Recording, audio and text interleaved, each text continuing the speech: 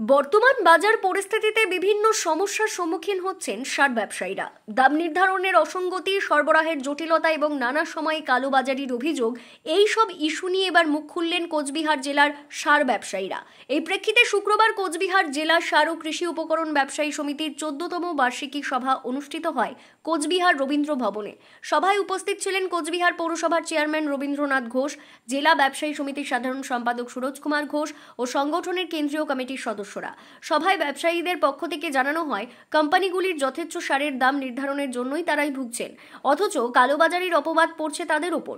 ওই পরিস্থিতি চলতে থাকলে অনেকেই ব্যবসা থেকে মুখ ফিরিয়ে নেবেন বলে মত প্রকাশ করেন অনেকে। চতুর্দশ ত্রিবার্ষিক জেলা সম্মেলন হচ্ছে সার ও কৃষি উপকরণ ব্যবসায়ীদের।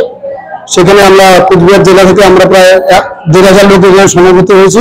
আমাদের বিভিন্ন দাবি দাবার ভিত্তিতে আমরা এই সম্মেলন করছি। আমাদের আগামী দিনে আমরা কি করে ব্যবসা পরিচালনা করব, কি করে আমাদের আগামী দিন চলবে, বা আমাদের ব্যবসা করতে গিয়ে যে সমস্ত প্রতিবন্ধকতা সেগুলো আমরা কি করে অতিক্রম করে ব্যবসাটা করব, সেই ব্যাপারে আজকে এখানে আলোচনা হবে। দেখা যাচ্ছে যে বর্তমান সময় ব্যবসার ক্ষেত্রে আপনাদের অনেক সময় সমস্যার সম্মুখীন হতে হচ্ছে এবং বিভিন্নভাবে আপনাদের হেনস্থা হতে হচ্ছে, কিভাবে না, হেনস্থার ব্যাপারটা হচ্ছে যে সমস্যাটা এটার কারণে মূল দায়ী হচ্ছে কোম্পানিগুলো। আমাদের যে দামে সার দেয়, যে দামে কিনে নিয়ে এসে আমাদের ঘরে পড়ে, সেটা এমআরপির উপরে পড়ে, অথচ এমআরপিতে আমরা সার বিক্রি করতে পারি না, কৃষককে দিতে পারি না। স্বভাবতই কৃষকরা তার বিরুদ্ধে কোনো কোনো জায়গায় সোচ্চার হয় এবং অধিক কৃষক মানুষ এটা জানে। এটা আজকে 40 বছর থেকে এই ট্রেন্ড চলছে। আমরা আমূল সংস্কার চাইছি।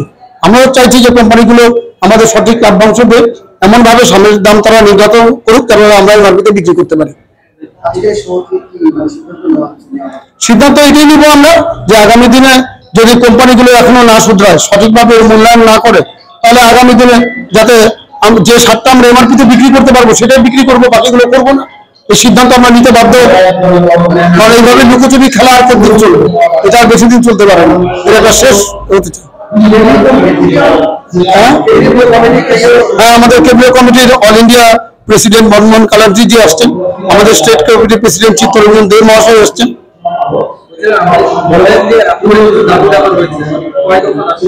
আমাদের 14 দফা দাবি রয়েছে। আমরা 14 দফা দাবি আজকে সম্মেলনে সম্পাদকীয় প্রতিবেদনের মাধ্যমে উত্থাপন করেছি।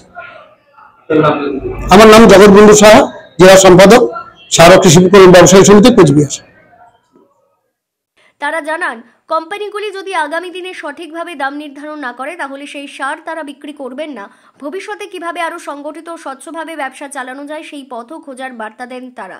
এই সম্মেলনের মাধ্যমে ব্যবসায়ীদের দাবি দাবা ও সম্মান রক্ষার বার্তাই স্পষ্টভাবে উঠে এলো। Bureau news, ABN 24/7, Cooch Behar.